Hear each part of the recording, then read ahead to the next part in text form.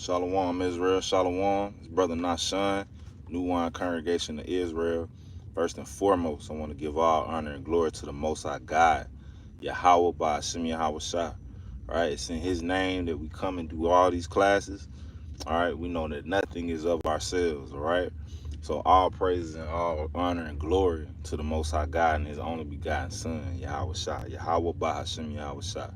All right, the name of this is lesson, and it's it'll be a quick lesson. All right, I'm doing it from my vehicle right now, so forgive me for not having the scriptures on the screen. But the name of this lesson is called "The Easiest Thing to Become." All right, what I mean by that is when you come into this truth, when you come into knowledge of the Bible, one of the easiest things to become, and y'all excuse me if the noise in the background is loud, because I'm sitting at my job right now, but the easiest thing to become in this truth is self-righteous. All right, it's very, very easy to become self-righteous. You'll become that without even knowing or seeing it. All right, why I say that, but I'm speaking from experience. That's something that I have to work on constantly every day and check myself to make sure that I'm not being self-righteous. Right? It's I was thinking about this. I was thinking about that this morning. All right, I was listening to some of my old music that I did, and like when I first started making music, and I was listening to some of the stuff that I was saying, man, and I was almost cringing, man, because I was listening to myself and how much I was talking down on people, right? And you don't want to be like that, right? Let me get this precept, all right? Let me get that in the book of Psalms chapter 26, right? David, right? Psalms 26, it says a psalm of David. It says, "Judge me, O Lord," right? "For I have walked in mine integrity. I have trusted also in the Lord. Therefore I shall not slide." All right. David is speaking very proudly right here, right? He says, look, I've walked in integrity and I'm not gonna slide. I'm not gonna go off, right? What do you mean by that, slide? Let me go to I'm gonna come back to that. Let me go to Psalms 73 and verse 1. It says, "Truly God is good to Israel, even to such as are of a clean heart. But as for me, my feet were almost gone. My steps had well nigh slipped." Right? So it's talking about the same thing, sliding, slipping. "For I was envious at the foolish when I saw the prosperity of the wicked." So David is saying, look, I'm not going to slide. I'm not going to go off. I'm not going to look at the wicked and become envious at all. Right? Now, this is, to put it in perspective, we all the way in Psalms 26. This is early on in David's life, right? So we go back to Psalms 26. Verse 2, he says, "Examine me, O Lord, and prove me. Try my reins and my heart." Now, the Lord will do that. He'll try you. He'll prove you. He'll examine you. He'll look at you, and you will be allowed to be put in certain situations to see what you made out of, to see if you still love that sin, to see if that old man, that old woman's still there, right? He'll allow that to happen, right? Let's keep going. He says, "For thy loving kindness is before mine eyes, and I have walked in thy truth." I don't go off. That's what David is saying. I ain't messed up. I don't mess up, right? He says, "I have not sat with the vain persons, neither will I go in with dissemblers. I have hated the congregation of evildoers and will not sit with the wicked." So David's being very boastful right now. He's speaking very proudly, right? When I first read this, I just was reading it at face value and just was like, okay, David got it together, right? But what happened when you go over a little bit? Let's jump to Psalms 50. Let's jump to Psalms 51, right? you could say a few years later, or just a little bit of time later, let's see what David's saying. Psalm 51:1. Have mercy upon me, O God, according to thy loving kindness. What you need mercy for? You got it together, right? You got it together. And see, that's a point that all of us eventually in this truth gonna come to, Lord willing, sooner than later, where you realize that the only way that you can do anything is by the mercy of the Most High God. The only reason you still wake up with a mind to serve the Lord is because of his mercy. It ain't because of you, right? David said, have mercy upon me, O God, according to thy loving kindness. According unto the multitude of thy tender mercies, blot out my transgressions. But over here, he said, I ain't got no transgressions. Verse in Psalm 26:4, I have not sat with vain persons, neither will I go in with dissemblers. I have hated the congregation of evildoers. I will not sit with the wicked. I will wash my hands in innocency. So I will compass thy altar, O Lord. See that? So David, when we reading in Psalms 51, this after he committed adultery with Bathsheba, unfortunately, and he had Uriah the Hittite murdered, right? But your hands ain't so innocent. Then once you go, look, let me go real quick. Let me go to Luke. The Lord don't like prideful people, man. One of the easiest things to become is self-righteous in this truth, man. Right? This is the book of Luke, chapter 18 and verse 9. It says, and he spake this parable unto certain which trusted in themselves that they were righteous and despised others. A lot of people in this thing trust in themselves that they righteous, right? Hold that, we're going to come back to that. What'll make you righteous? What the Lord said we had to do to be righteous. This book of Deuteronomy, chapter 6 and verse 25. It says, and it shall be our righteousness, meaning we'll be counted as righteous if we observe to do all these commandments. Not some of them, all of them. Not some days you get it right and then some days you don't. It say all of them. That's what the law was for, right? Hold that. Let me get that in the book. Let me go to the book of John. We're gonna come back to Luke 18 too. That's what Moses came to do, man. Moses came to show us that we filthy. We can't live up to God's standard on our own. We needed his son to come, right? No, I'm not saying don't keep the law, because we still got to keep the laws. Don't misunderstand me. What I'm saying is that it ain't you. That's what I'm telling you, right? This is the book of John, chapter 1 and verse 17. It says, for the law was given by Moses, but grace and truth came by Yahushua HaMashiach. The only reason we stand a chance is because God loves us. That's the only reason any of us stand a chance, right? Let me go to Romans 3 real quick. Romans 3 and verse number 10. It says, as it is written, there is none righteous, no, not one. Right? So you don't want to trust in yourself thinking that you're righteous because you post videos on YouTube, on your Instagram, because you go out on the streets and teach, because you got friends, because you got a beard, because you ain't eat no pork today. No, those things don't make you righteous. Yes, you shouldn't commit sins, but those things aren't making you righteous. You made righteous because Christ was righteous. He was righteous. We made righteous through his righteousness, right? Let me get that in the book of Sirach. The only one that's righteous is the Lord, man. And we got to remember that. And then I'm going to come back to Luke. It's the book of Sirach, chapter 18 and verse number 2. It says, the Lord only is righteous. That's plain. The Lord only is righteous, and there is none other but he.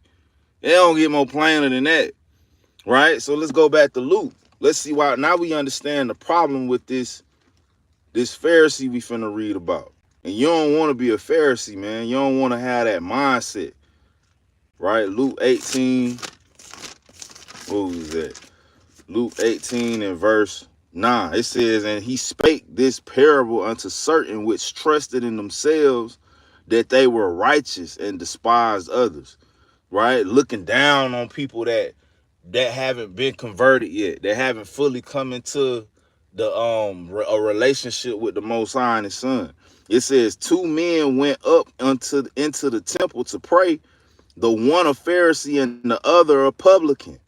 Right? The Pharisee stood and prayed thus with himself: God, I thank thee that I am not as other men are, extortioners, unjust, adulterers, or even as this publican. He looking down on the publican, the tax collector. I thank you that I ain't unjust. I thank you that I don't go off, God. I thank you that I ain't in the world, that I ain't as worse as these people are. But that's a messed up attitude to have, man. You should be trying to pull that person up rather than looking down on them. If you think you got it so together, don't look down on that brother or that sister, right? We got a bad habit in the nation, man. We go out and we'll teach. We get on these microphones and we look down on our people. I'm guilty of that, right? I'm guilty of that. I look at some of the old videos on our channel where I was teaching and I was actually looking down on people that was in the world instead of being a light and showing that person in the Bible what they should be doing, right? And loving that person, right? Yeah, you can correct somebody. You can be stern about it, stern on the fact that you're not budging on what this Bible say we need to do. But it's a difference between that and looking down on somebody. Right? It's a fine line between it, right? This Pharisee was a teacher, a master teacher. He says, I thank you that I'm not like this publican. The Pharisee stood and prayed thus. Also, I read at verse 12. He say, I fast twice in the week. I give tithes of all that I possess. And he boasting in his works. You don't want to be like that, man.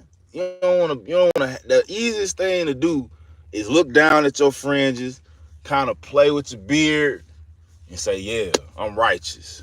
I got it. I'm glad. Look, that nigga ain't even got no fringes on. Sister ain't even got no dress on. Psh. I want to tell y'all something, man. How many people you think when the Lord gave us the first Exodus, how many people you think he brought out of Egypt that was righteous? Not probably just Moses, right? Out of Egypt, that's probably all that came out that was righteous. A lot of y'all gonna be surprised, man. Lord willing, you see this second Exodus and you go in that wilderness, a lot of people gonna be surprised at who they see in that wilderness, at who the Lord decided to save, right? Let's keep going. So that's the Pharisees' attitude. Verse 13 says, and the publican standing afar off would not lift up so much as his eyes unto heaven, but smote upon his breast, saying, God, be merciful to me, a sinner. See, that's what God like. He like when you express how much of God's mercy you need. Let me get it. Let me prove it. Let's go to the book of Jeremiah. One of my favorite scriptures, man. Jeremiah chapter 9 and verse 23. It says, thus saith the Lord, let not the wise man glory in his wisdom. You shouldn't be, if the Lord blessed you with wisdom to understand the Bible, to know where to go, to teach, or it's not you. It's not you. It's the Spirit of the Lord on you that's allowing you to do anything. We have to always remember that. The Lord say, don't glory in that. Don't sit up and glory because you taught a lesson or you did anything, right? It says, let not the wise man glory in his wisdom, neither let the mighty man glory in his might. Let not the rich man glory in his riches. Right? We a lot of times we'll worship brothers and sisters in the Israelite nation, man. Oh, that's a mighty brother. No, the Lord is mighty.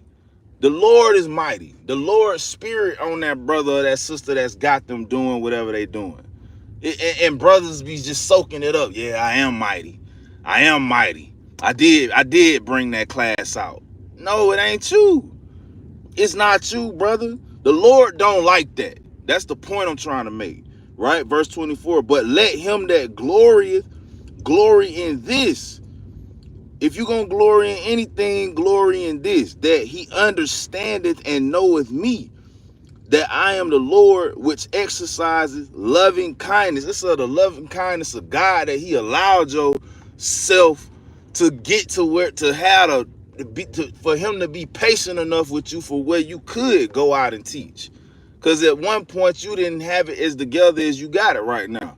You still ain't got it together, right? I rarely see brothers and sisters get up on this camera and talk about that sin they just did. Talk about that sin that they struggling with. I rarely see that. I see brothers and sisters get on the camera and try to make themselves look mighty, though. Try to exalt themselves and look down on brothers and sisters that ain't quite where you might be. And that's not right, right? It says you need to glory in that you understand it and knoweth me, that I am the Lord which exercises loving kindness, judgment, and righteousness in the earth. For in these things I delight, saith the Lord. The Lord likes that. He likes when you boost him up and not yourself. The fact that he exercises loving kindness and righteousness in the earth. Right? Let me get that in the book of Micah. Right? Micah 7, and I'm going to go to verse 18.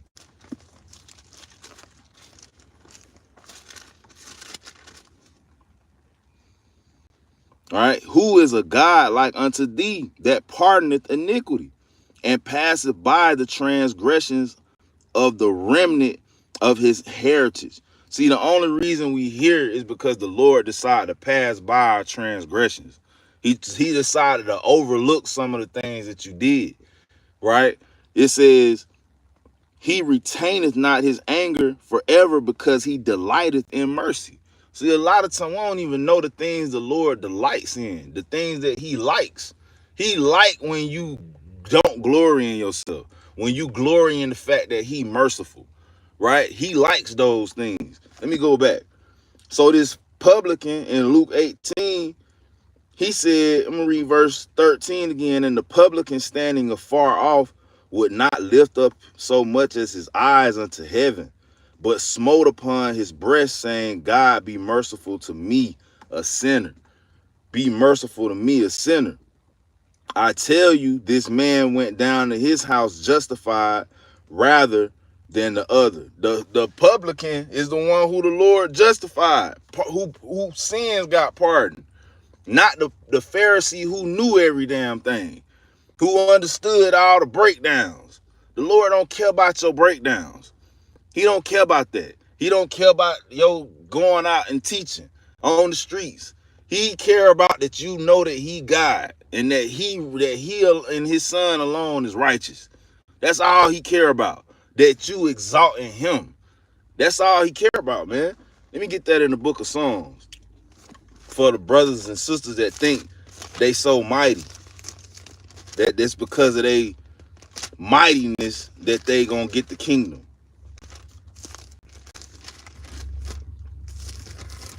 Let me get that in Psalms.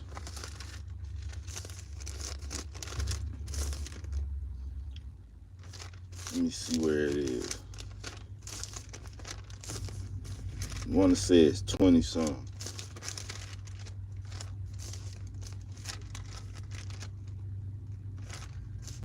Psalms 39 and verse 5.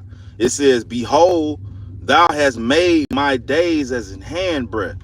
A handbreadth is as big as my hand. And I got big hands. So we basically saying, you made our days short, right? He says, and mine age is as nothing before thee.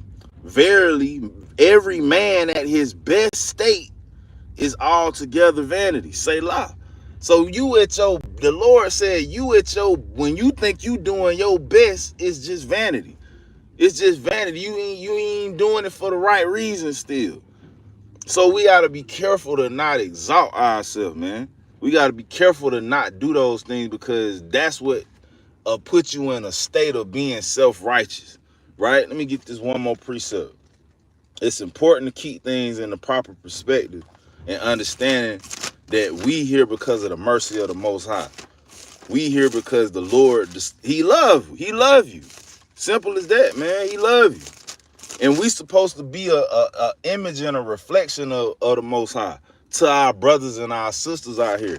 Just showing, just genuinely loving our brothers and sisters. Yeah, that means correcting them.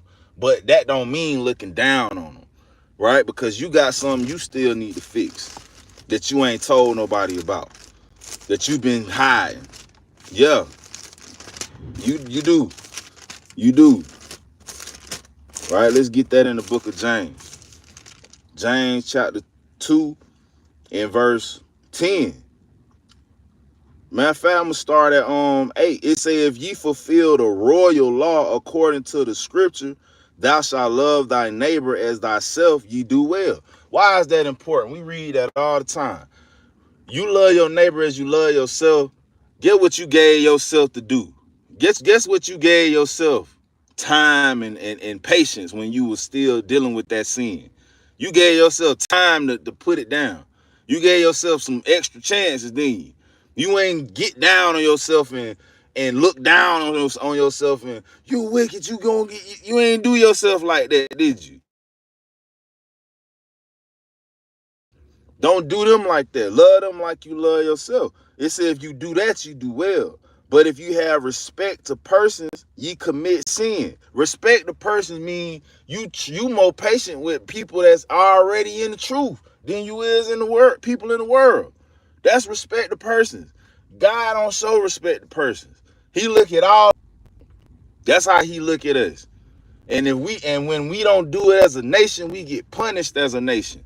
That's why it's important for us to pray for each other. Pray for that brother, that sister that's in the world still. That's still dealing in adultery. That's still dealing with the weed. That's still dealing with the porn. Pray for them folks. Because we need as a nation to get it together. Not just you, right? It says, but if ye have respect of persons, ye commit sin and are convinced of the law as transgressors. For whosoever shall keep the whole law and yet offend in one point, he is guilty of all. Meaning what? So what you didn't eat no pork today? So what you didn't commit adultery today? If you had that wicked thought, guess what that made you? A sinner. That's what that made you. You in sin at that point. You guilty of breaking it all at that point, right? It said, he gonna say it. For somebody like, nah, that talking about animal sacrifice. No, it ain't talking about that. Verse 11, for he that said, do not commit adultery, said also, do not kill. Now, if thou commit no adultery, yet if thou kill, thou art become a transgressor of the law, right? So you don't want to be that. Don't never think that you don't become self-righteous, bro, because we all need some mercy. We all need some help in this thing. So speak ye and do, and so do as they that shall be judged by the law of liberty. Liberty, meaning what? The Lord freed you from being condemned instantly through the blood of his only begotten son. It's because of the mercy that the Most High got on us that we can become righteous through his righteousness. Never forget that. Never misunderstand that, right? So Most High willing, this was edifying, that you got something out of it, right? All honor and glory and praise to the Most High God, Yahweh Ba'ashem Yahweh Shah. It's your brother Nashan, New Wine Congregation of Israel. Shalom.